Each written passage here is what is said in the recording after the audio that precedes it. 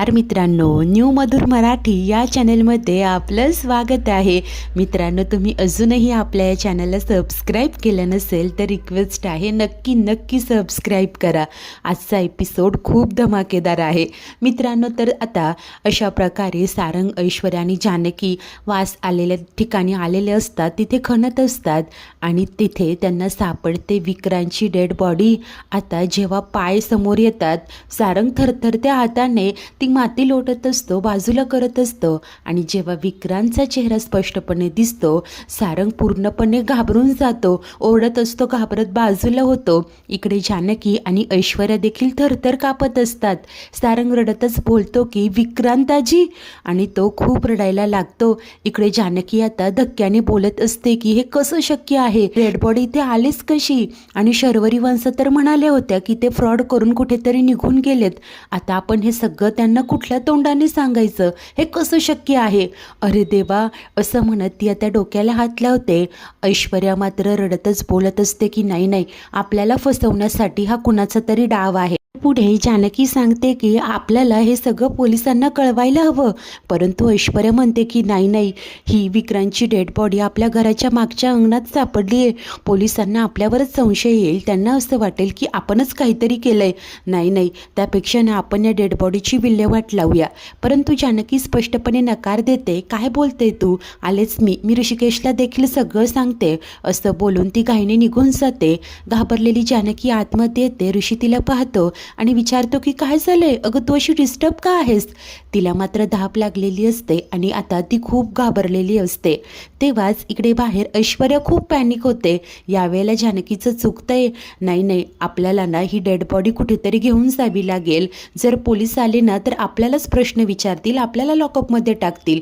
नाही, मला पुन्हा या सगळ्यात नाही अडकायचंय, मला खूप भीती वाटते. सारंग मात्र तिला शांत करत असतो. म्हणतो की वहिनीचे सांगते आपण ते ऐकूया. परंतु ऐश्वर्या बोलते की नाही सारंग, यावेळेला जानकी चुकते. तेव्हा तो तिला समजावतो की काय इतकं टोकाचं बोलताय. तेव्हा ती मात्र रडतच सांगत असते की नाही सारंग, हे बघा आताच कुठे आपला संसार सुरू झालाय आणि लगेच आपण लॉकअपमध्ये जाऊन राहायचं का. हे बघा पोलीस कसे प्रश्न विचारतात, काय सगळं होतं ना, हे सगळं मी जवळून पाहिलंय. नाही, आता मला पुन्हा या सगळ्यात नाही पडायचंय. त्यापेक्षा आपण या डेड बॉडीची विल्हेवाट लावू. सारंगला मात्र तिचं म्हणणं पटत नसतं. तो बोलतो की आपण तर काहीच केलं नाहीये ना मग. तेव्हा ती सांगते की हे बघा, सगळेच या प्रकरणाकडे इनोसंट नजरेने पाहतील असं नाहीये.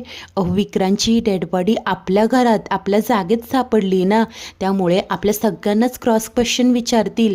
मला तर असं वाटतंय की आपण सगळेच आत जाणार. त्यापेक्षा आपण या डेड बॉडीची कुठेतरी नेऊन विल्हेवाट लावूया. सारंग हो, आपण सगळ्यांना या प्रकरणातनं वाचवू शकतो. तेव्हा सारंग म्हणतं की हे बघा शांत व्हा, आधी जानकी वहिनीला येऊ द्यात, नंतर आपण ठरवूया काय ते. असं म्हणत त्याने आता तिला समजावलेलं असतं. त्याच वेळेस आतमध्ये बिथरलेली जानकी म्हणत असते की ते विक्रांत भाऊजींची डेड बॉडी आपल्या मागच्या अंगणात. आता इकडे ऋषीला काही कळेनासं होतं. तो स्पष्टपणे विचारतो की काय झाले अगं, काय बरळतंय, नक्की काय झालंय ते सांगशील का. तेव्हा जानकी हिंमत करून आता घडलेला सगळा प्रकार, कशा प्रकारे कुजलेला वास येत होता, मागच्या अंगणात जाऊन त्यांनी आता खणलं आणि तिथे त्यांना विक्रांतची ती डेड बॉडी सापडली, सर्व काही सांगते. ऋषीला धक्काच बसतो. ती म्हणत असते की आपल्याला हे सगळं पोलिसांना कळवायला हवं, या मी तुम्हाला दाखवते. असं म्हणत ती ऋषीला आता मागच्या अंगणात घेऊन येते आणि दोघेही समोर पाहतात तर तिथे कोणीही नसतं. ऋषी प्रश्न करतो की कुठे डेड बॉडी. ती मात्र गोंधळते, तिला सगळं कळून चुकलेलं असतं आणि आता ती धक्क्याने म्हणते की म्हणजे ऐश्वर्याने डेड बॉडी हलवली. आणि आता अशा प्रकारे ऐश्वर्याने सारंगच्या मदतीने ती डेड बॉडी हलवलेली असते. नंतर आता गाडीच्या डिकीत ही डेड बॉडी टाकून ते निघालेले असतात. सारंग ड्राईव्ह करत असतो. ऐश्वर्या देखील घामाघूम झालेली असते, खूप घाबरलेली असते. आता काही अंतरानंतर ती म्हणते की सारंग, माझीच आयडिया योग्य होते की नाही. तेव्हा आता तो मनाशी विचार करतो की हा प्लॅन वर्क होऊ देत देवा. आणि आता त्याला नक्की काय घडलं ते आठवत असतं. जेव्हा सारंग तिला समजावत होता की वहिनीला येऊ द्या, परंतु ऐश्वर्या म्हणते की नाही, जर का जानकी आली ना तर ती आपल्याला या बॉडीला हातही लावू देणार नाही. सारंग प्लीज यावेळेला ऐका माझंच म्हणणं योग्य आहे. मी सगळ्यांच्या भल्याचा विचार करतीये. तेव्हा सारंग देखील तयार होतो. तुम्ही जसं म्हणाल तसं मी करेल असं बोलून तो आता तिने सांगितल्याप्रमाणे ती डेड बॉडी हलवतो. दोघेही मिळून आता ती डेड बॉडी उचलतात, गाडीच्या डिक्कीत ठेवतात आणि अशा प्रकारे ही गाडी निघालेली असते. आता तेव्हाच इकडे जानकी घाबरूनच ऋषीला सांगत असते की नाही ऐश्वर्याने वेडेपणा केलाय. सारंग तिला ही बॉडी हलवायची होती आणि तिने तेच केलं. आपल्याला काहीही करून त्यांना थांबावं लागेल. तेव्हा ऋषी तिला शांत करतो आणि तो आता सारंगला कॉल करणारच. तर आता इकडे सारंगच्या फोनची रिंग वाजते. तो घाबरूनच तिला सांगतो की ऐश्वर्या दादाचा फोन आहे. ती मात्र सांगते की नाही फोन उचलू नका. तो म्हणतो की कधीतरी उचलावाच लागेल ना. ऐश्वर्या सांगते की आपण नंतर सांगूयात सर्व, आता फोन उचलू नका. परंतु सारंगला राहवत नाही. तो कॉल रिसीव्ह करतो. तेव्हा आता ऋषी विचारत असतो की हॅलो सारंग. तर आता जानकी वैतागून म्हणते की सारंग भाऊजी तुम्हाला सांगितलं होतं ना, हे काय केलं तुम्ही? हे बघा आत्ताच्या आत्ता मागे या.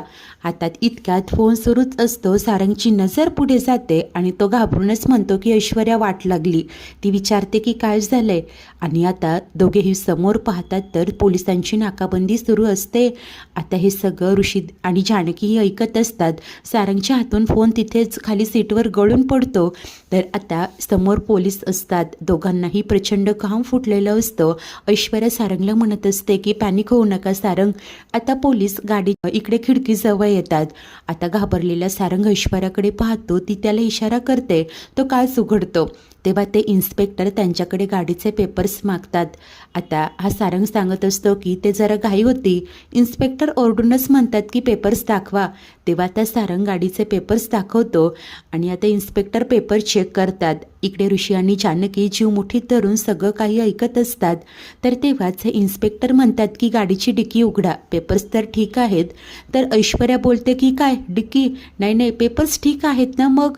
परंतु इन्स्पेक्टर दम देत सांगतात की हे बघा हे रेग्युलर चेकअप आहे, गाडीची डिक्की उघडा. सारंग आता घाबरूनच बटन प्रेस करतो. इन्स्पेक्टर सांगतात की हवालदार गाडीची डिक्की चेक करा. त्यासरशी ते मागे येऊन डिक्की ओपन करतात आणि टॉर्चच्या उजेडात त्यांना ती डेड बॉडी दिसते. ते लगेच ओरडतात की साहेब गाडीच्या डिक्कीत डेड बॉडी आहे.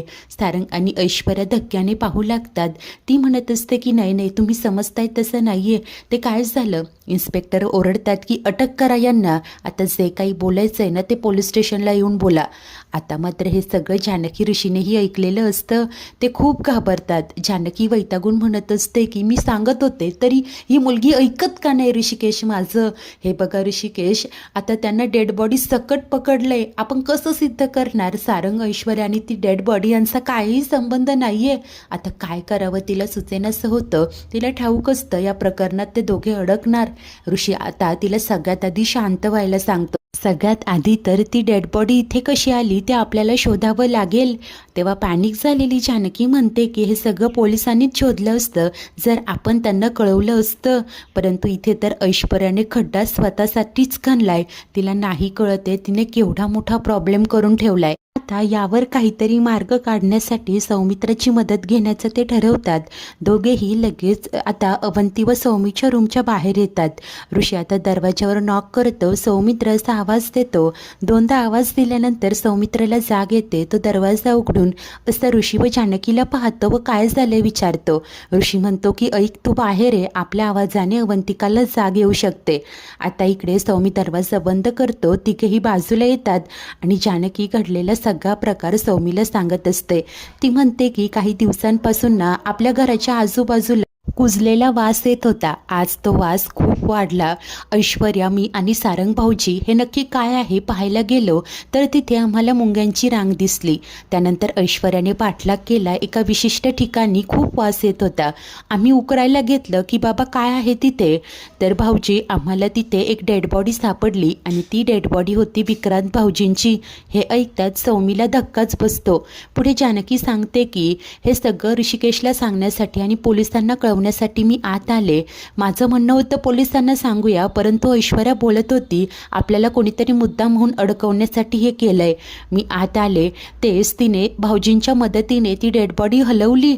आता हे ऐकतात सौमित्र वैतागून म्हणतो की काय मूर्ख आहे का ती ऐश्वर्या.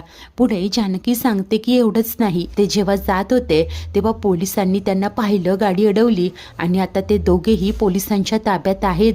सौमित्रचीही खूप चिडचिड होत असते. तर ऋषी म्हणतो की ऐश्वर्याने मूर्खपणा केलाच आहे, पण सारंग त्याने का अडवलं नाही. तेव्हा आता सौमित्र म्हणतो की अरे तो गांगारून गेला असेल रे, हे सगळं ना त्या ऐश्वर्याचं डोकं असेल. त्याच्याशी जरा गोड बोलला ना की लगेच पिळघळतो तो. ही ऐश्वर्या नको ते दुखणं होऊन बसलंय, का केलं असेल तिने हा वेडेपणा. तेव्हा आता जानकी सांगते की हे बघा भाऊजी, आता हे बोलण्याची वेळ नाहीये, प्लीज काहीतरी मदत करा ना, आपल्याला पोलीस स्टेशनला जायला हवं.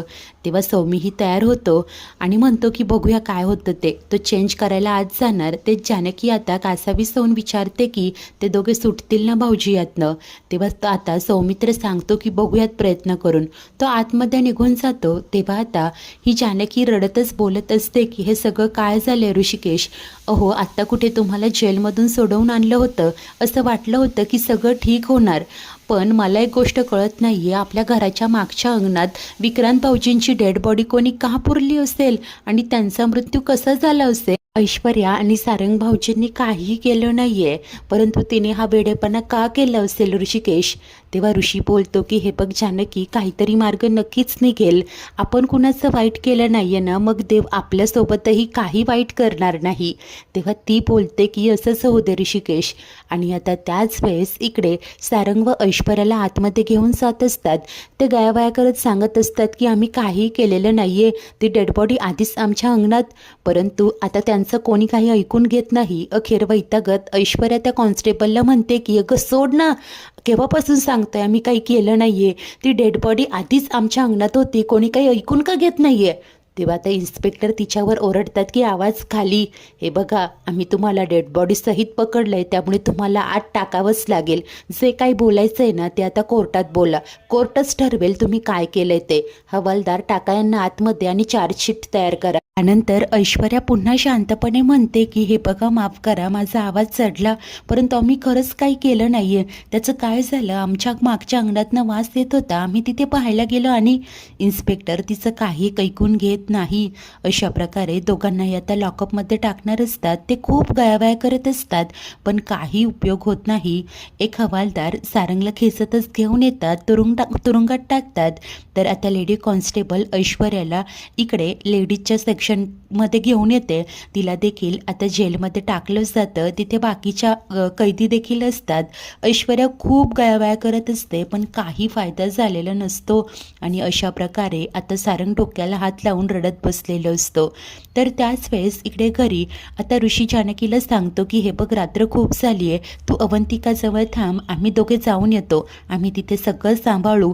आणि एक गोष्ट, जे काही झालंय ते घरात इतर कुणाला कळू देऊ नको. पण जर का ही गोष्ट आई आणि शरूला कळली तर त्यांना हा धक्का नाही सहन होणार. हे बघ, नक्की काय झालंय ते आपण फिगर आउट करू आणि नंतर आपण सगळ्यांना सांगूया, असं आता त्याने ठरवलेलं असतं. तर त्याच वेळेस इकडे जेव्हा ऐश्वर्या लॉकअपमध्ये असते, खूप घाबरलेली असते. आता तिथे इतर 3 कैदी देखील असतात. या महिला कैदी येऊन आता तिला पुन्हा आणखी घाबरवत असतात. एक जण तर पुढे येते, ऐश्वर्याला खूप त्रास देत असते. बिचारी ऐश्वर्या खूप घाबरलेली असते. रडत ती त्या बाईला थांबवण्याचा प्रयत्न करते. हे बघा, मागे व्हा ना, मी आधीच खूप स्ट्रेसमध्ये आहे, मागे व्हा ना. परंतु ही बाई तिची आता विकेट घेत असते, तिलाच त्रास देत असते. अखेर ऐश्वर्याला असह्य होतं आणि जोरानेच असं म्हणत ती तिच्यावर ओरडते. तिचा आवाज आणि हे रूप पाहून या इतर कैदी देखील आता गप्पच बसलेले असतात. तर तेव्हाच इकडे घरी जानकी ऋषीला सांगते की ऐका ना, हे बघा, जेव्हा ती डेड बॉडी सापडली तेव्हा मी देखील तिथे होते, मी या घटनेची साक्षीदार आहे, मी पोलिसांना ही गोष्ट सांगू शकते ना, त्यामुळे प्लीज मला येऊ द्या. परंतु ऋषी नकार देत असतो. तेव्हा ती म्हणते की हे बघा, सारंग भाऊजी, ऐश्वर्या तिथे कुठल्या परिस्थितीत असतील, त्यांना बघितल्याशिवाय मला चैन नाही हो पडणार, प्लीज ऐका माझं. तेव्हा अखेर सौमित्र व ऋषी तयार होतात आणि तिघेही निघालेले असतात. तेव्हाच तेवढ्यातच इकडे जेलमध्ये भडकलेली ऐश्वर्या या बाईवर आवाज चढून म्हणते की ए मागे हो, हे बघ आत्तापर्यंत मी कोणाचा खून केला नाहीये, परंतु माझ्या हातून आता तुझा पहिला खून होईल, हे मी तुला पहिल्यांदा आणि शेवटचं सांगते, चल मागे हो. ही बाई देखील अरेरावी करणार इतक्यात लेडी कॉन्स्टेबल येते आणि ओरडूनच म्हणते की ए शांत बसा, कळत नाहीये का, नाहीतर एकेकीला ना झोडून काढील, वा मागे. असं म्हणत तिने आता वातावरण शांत केलेलं असतं. त्याच दिवशी या इतर कैदी आता गुपचूप मागे जाऊन बसतात. ऐश्वर्या मात्र आता रडत असते. मी काय करायला गेले आणि माझ्यासोबत हे काय होऊन बसलं, असा विचार करत तिला पश्चाताप येत असतो आणि ती आता खूप पॅनिक झालेली असते. मित्रांनो, आजचा हा एपिसोड इथेच संपतो. तर पुढील भागात सौमित्र सारंगला सांगत असतो की तुमच्यावर 302 कलम लागला आहे. या प्रकरणातनं इतक्या सहजासहजी घरी घेऊन जाणं किंवा सुटका होणं शक्य नाही आहे. त्यानंतर जानकी ऋषीला बोलत असते की विक्रांत भाऊजींचं कुणाशी असं काय वैर असेल आणि त्यांची डेड बॉडी कोणी आपल्या मागच्या अंगणात आणून का पुरली असेल.